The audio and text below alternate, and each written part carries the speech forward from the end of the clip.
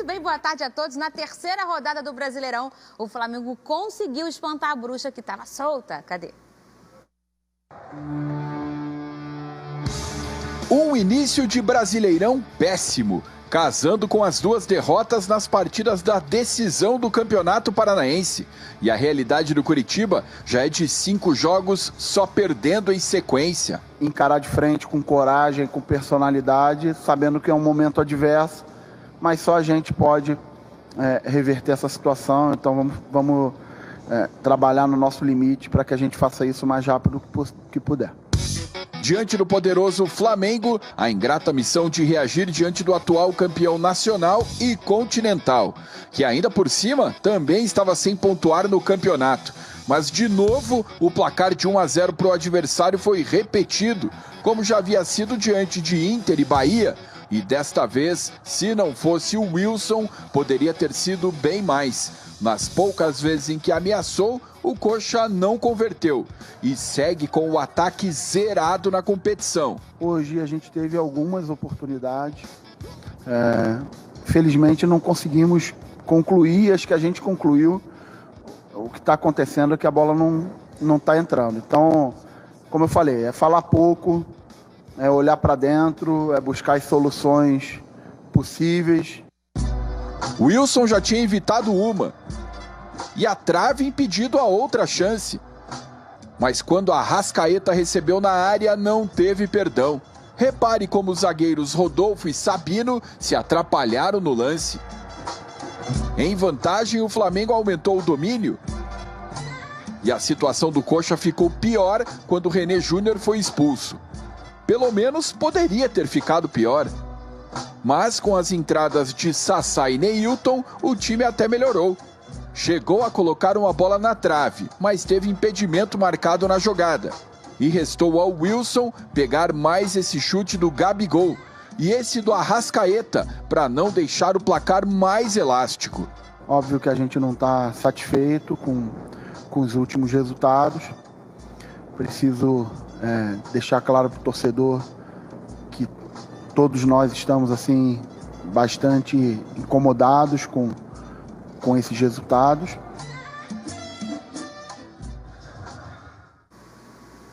Um beijo para Dudu, a situação vai melhorar. Ele não tem culpa, né, gente?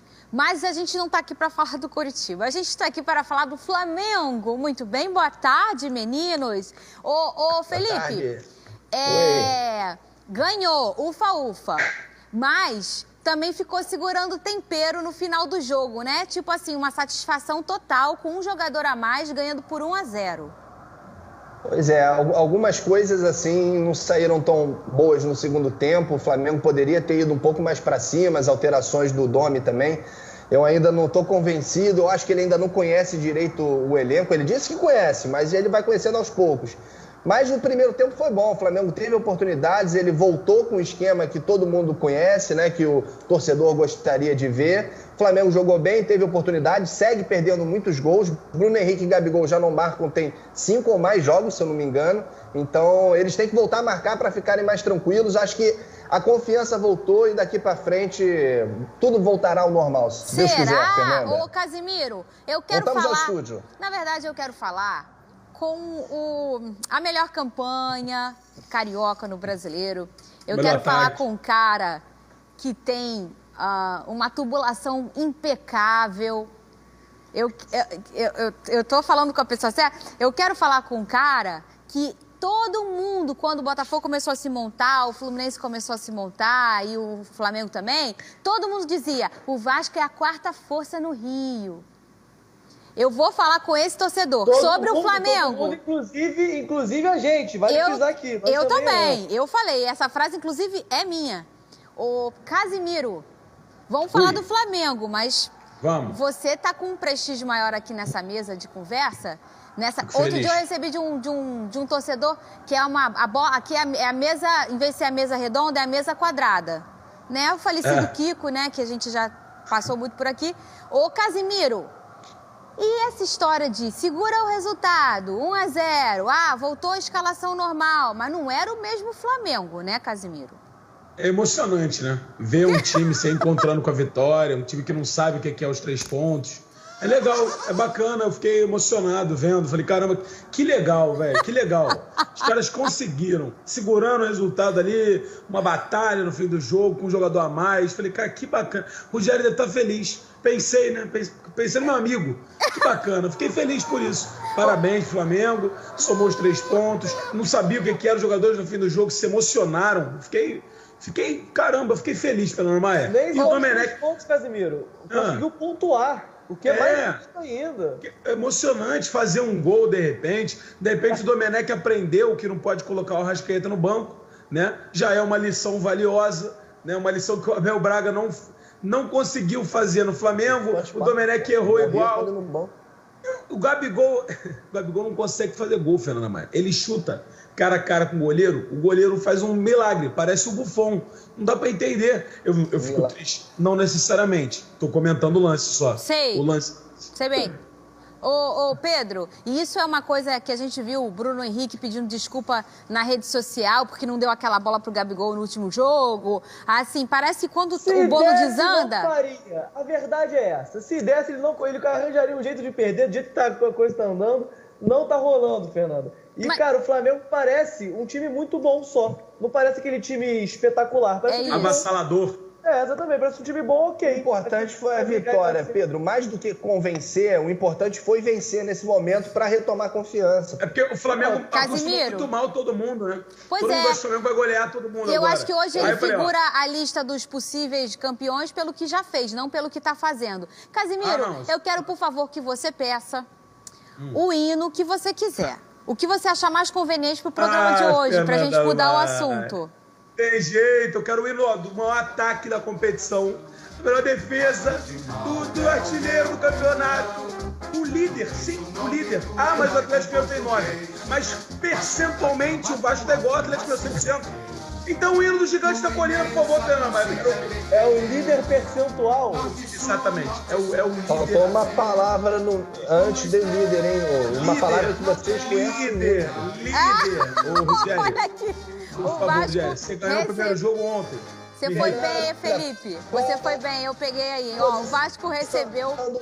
O Vasco, você pode falar pra mim? O cara tá todo travado. O Vasco recebeu em São Januário o São Paulo e segue 100% na competição. A busca pela vitória consecutiva dentro de casa era papel da equipe de Ramon Menezes, que viu o adversário tomar a iniciativa com Daniel Alves e Tietê 2 vezes. A reação do Vasco veio com Thales Magno, que quase abriu o placar. Na segunda etapa, Paulinho Boy assustou para o tricolor e Cano, livre de primeira, bateu para abrir o placar. E o argentino estava enjoado. Dominou, bateu com tudo para ampliar o marcador, 2-0 para o Vasco. Fernando Miguel ainda salvou o Vasco na cobrança de pênalti de Reinaldo, que o VAR mandou voltar e na segunda oportunidade não desperdiçou e diminuiu para o São Paulo. Gigante da Colina 100% em São Januário e dessa vez o homem foi Germancano. Ninguém barulhou a chegada dele e ele indiscutivelmente é o jogador mais importante. Casimiro, os números dele são impressionantes.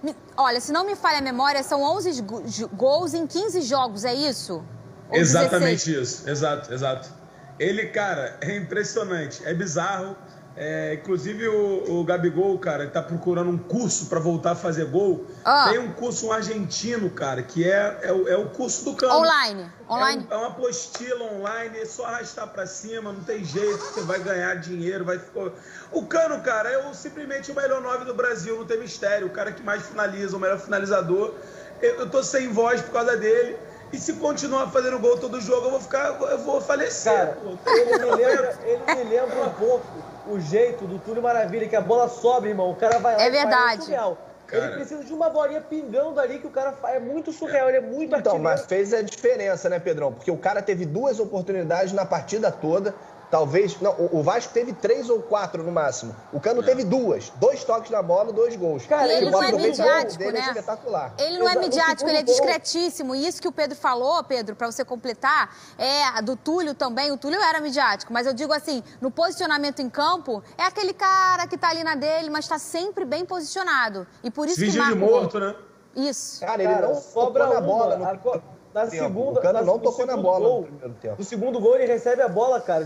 Todo mundo pensa que ele vai tocar, ou não tem espaço ali pra chutar. Ele dá um toquinho e chuta no canto, é muito artilheiro. É coisa de quem sabe fazer gol demais, é muito bizarro. E acho que não foi surpresa, porque quando ele chegou, a gente falou, cara, ele vai deitar no Vasco, o maluco tem gol pra caramba, vai deitar com certeza, e deitou.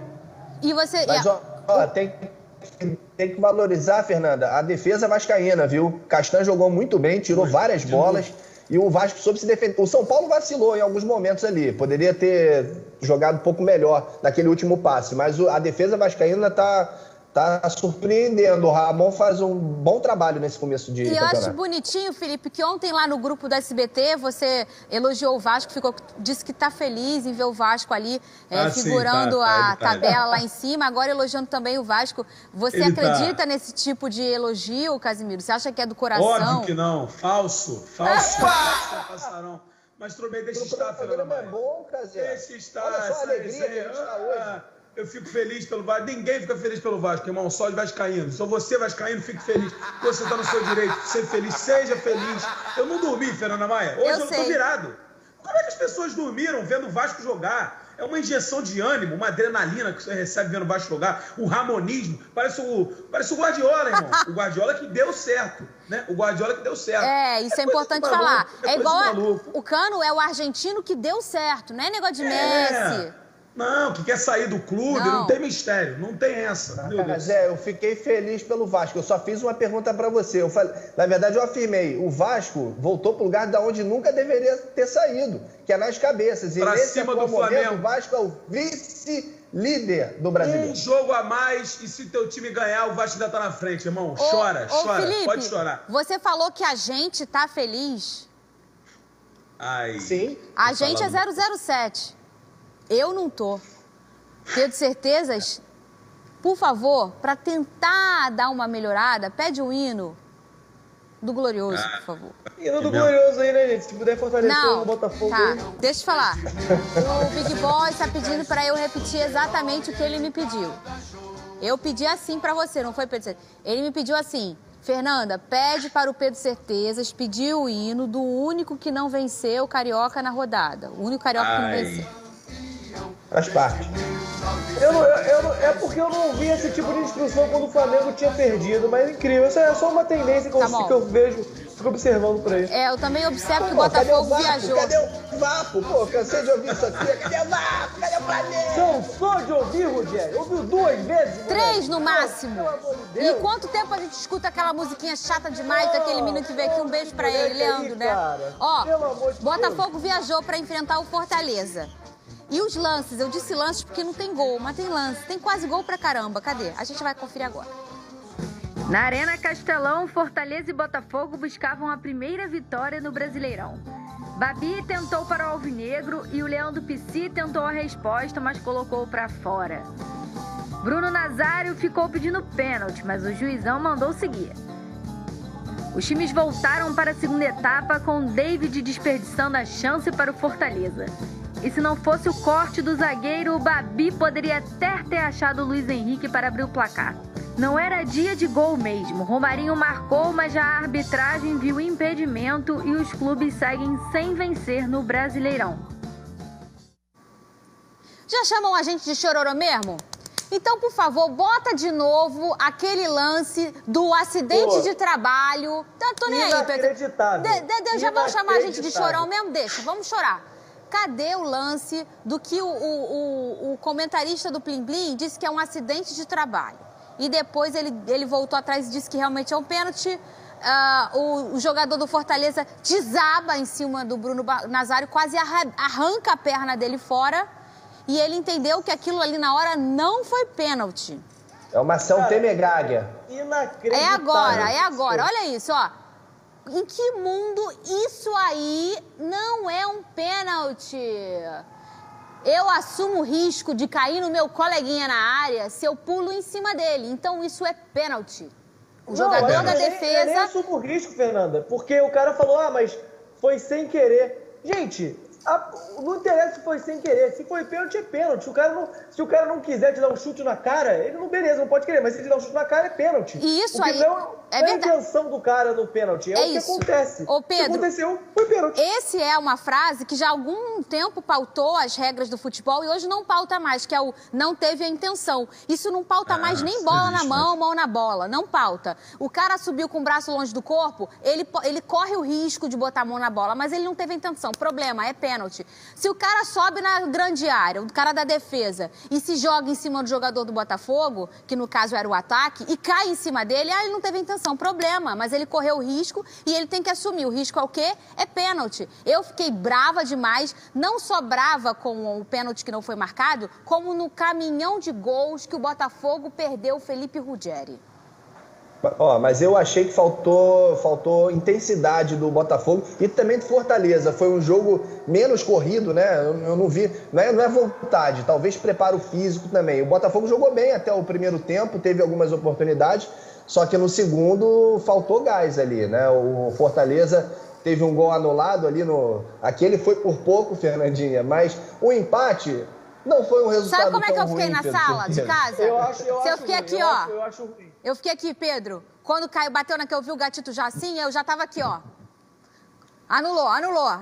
Que dá uma sensação de alívio, né? Quando você mete aqui, ó, pedido, na sala de casa. Você fala que anulou pra se acalmar. Assim, anulou, gente. Eu vi que anulou.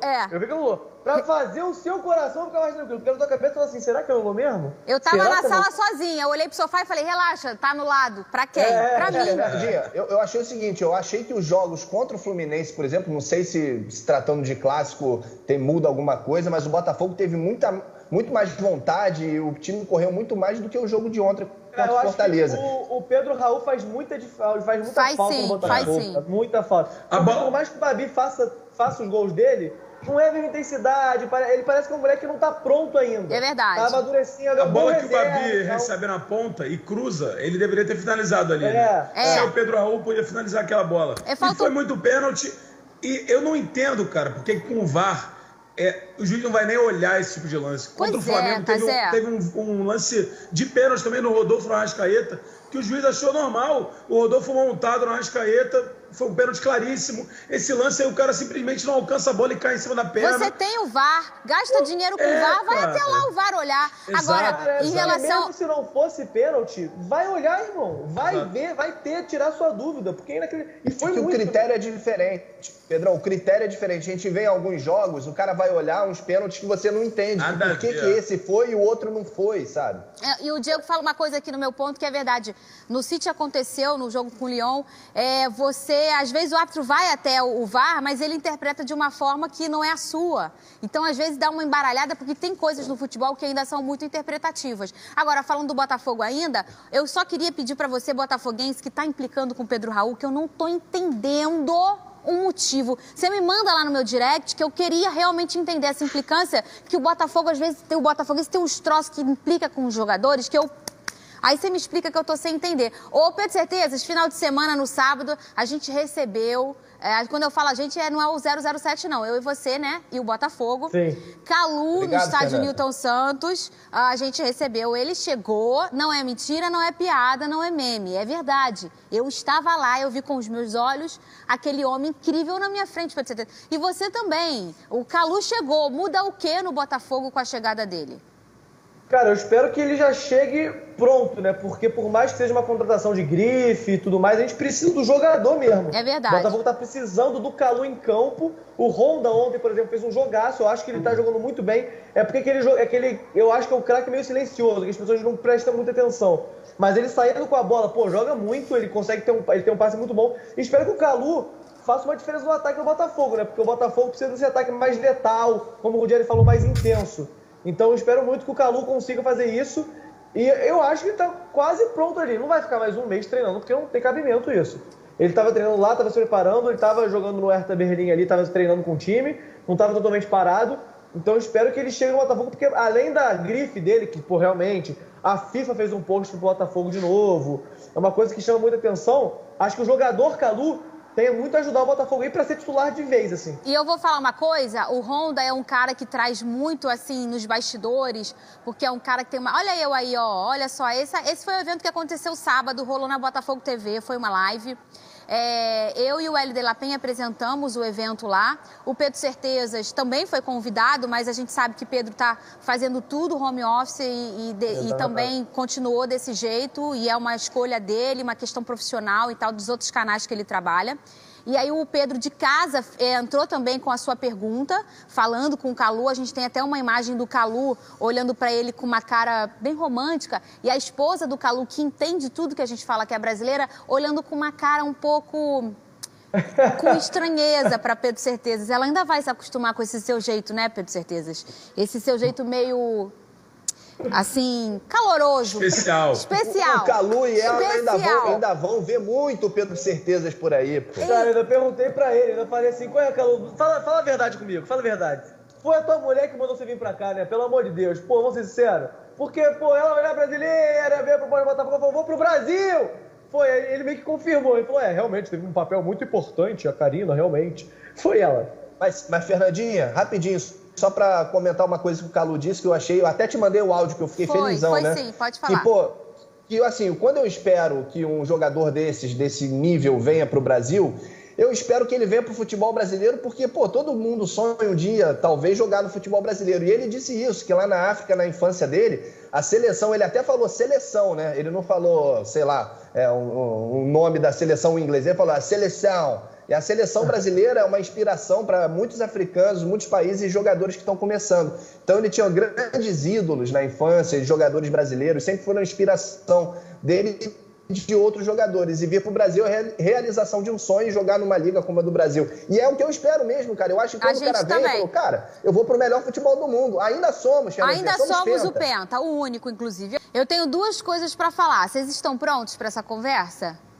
Primeiro contigo, Pedro Certezas. Evanilson merece uma vaga na seleção brasileira principal. Concorda comigo? Ainda não, mas eu acho que vai ser o momento daqui a muito pouco. Eu acho que ele não pode mais sair do time do Fluminense de jeito nenhum. Você não acha que ele faz hoje mais do que o Gabriel Jesus faz? Pô, acho difícil. O Jesus eu acho muito brabo ainda. Você acha ele brabo? Eu acho ele muito brabo ainda. Mas eu acho que, cara... ano que vem... Por mais que tenha perdido o gol da virada do City. Exatamente. Cara, eu acho que o Evanilson não... Infelizmente, é difícil falar isso. O Fred tá aí, né? Um dos maiores ídolos da história do clube. Talvez o maior. Mas eu acho que não dá pro Fred ficar titular e o Evanilson pro banco. Não tem como, não tem como. Tem seus ele dois. É muito bom. É verdade. Ele é um ativo do clube. Ele não tem como esse moleque ir pro banco, cara. Não tem como. O Fluminense não pode vender o Evanilson por menos de 20 milhões de euros. Não pode, Felipe. Aí, por mais já renova logo, eu acho que já renovou, não sei, mas tem que vender bem, sabe? Não pode vender desesperado para pagar salário, porque joga muita bola e não vai durar muito, Fernanda. Não vai. Sinto dizer isso, mas tem muita gente de olho. Acho que assim como o Luiz Henrique também, o Botafogo também não vai durar muito. Eles dois também já estão quase caminhados. A gente falando em cima do que o Pedro falou em relação ao Fred, que é um jogador importante, a gente sabe. Eu sou muito fã do tipo de futebol do Fred. É um dos maiores ídolos da história do Fluminense, bicampeão brasileiro, e a gente sabe tudo disso. Mas até agora teve poucas oportunidades, mas teve e ainda não desencantou. Em cima de tudo que a gente já viu nessa temporada, hoje, de todos que chegaram, Casimiro, essa é a segunda conversa, vocês estão prontos? Nenê e Plim Plim Esporte. Você que estava no Plim Plim Esporte, seja bem-vindo. Estamos falando do Fluminense. Para mim, Evanilson já deveria estar na seleção brasileira. Pedro Certezas disse que acha que falta um pouquinho ainda, mas também acho que esse é o caminho. E agora tem uma outra conversa aí, não sei se vocês estão prontos. Casimiro, Nenê é o jogador mais importante nesta temporada. O bicho chega, ele tem uma idade já que é a dele e não tá nem aí que de Nenê ele não tem nada, né, o Casimiro? Exatamente, cara. Muito torcedor do Fluminense reclama que ele às vezes mata um contra-ataque aqui, um contra-ataque ali, mas é muito importante você ter um cara como o Nenê no elenco, cara. Muito importante. Porque no vestiário, você tem os minhocas e você tem os cobras. E o Nenê é o cobra. Quando chega ali na hora, irmão, quando tem 2 pênaltis no jogo, que você fica ali nervoso, que a cabeça pesa, que o Diego Souza perdeu um pênalti nessa rodada, que se não fosse o Diego Souza, o Grêmio era líder. Você precisa ter um cara que ali na hora saiba decidir. E o Nenê sabe. Mas o Nenê mata o meu contra-ataque. Meu irmão, mas ele decide jogos. E ontem ele somou 3 pontos pro Fluminense. Se fosse outro jogador, ele poderia fazer também? Poderia. Mas quem fez foi o Nenê. Então, 3 pontos na contra do Fluminense. O Nenê jogou bem porque fez 2 gols, irmão. Não tem mistério. Então, é um jogador importante do Fluminense. O torcedor do Fluminense tem que saber lidar com isso, ser um pouco mais lento. 38 anos, Fernando, não tem como. Né? Eu com 20 não consigo andar, ainda mais o Nenê com 38. Mas ele mesmo com a idade tá aí, virando o jogo. É isso, ó. 10 segundos pra cada um, chegou a hora de dar tchau, já acabou. Casimiro, qual é a sua última? A minha última, eu vou só destacar a zaga do Vasco, que o Rogério falou um pouquinho, mas Ricardo e Castan, 2 canhotos, quem disse que não deu certo, tá errado, tô jogando muito bem, e o Vasco vai pras cabeças. Muito bem, Felipe Ruggeri, sua última. Marcos Braz e Bruno Spindel viajaram, estão na Europa, já devem ter chegado para acertar a contratação de Maurício Isla, lateral direito, substituto do Rafinha, deve ser anunciado hoje ou amanhã. Pedro Certeza, e sua última. O Botafogo fechou com o Davi Araújo, que estava no Campeonato Capixaba, se eu não me engano, ou algum time menor assim, pro ataque. É uma aposta, um moleque novo, nunca ouvi falar, vamos ser sinceros aqui, nunca vi jogar, mas vou torcer pra dar certo. Bom jogador. Cada um faz a viagem que merece. Um vai pra Europa, outro vai pra Espírito Santo, mas... E o Vasco vai pras cabeças. A gente tá ali no mesmo lugar da tabela, não é isso? Amanhã a gente volta nesse mesmo horário e nesse mesmo canal. Tchau.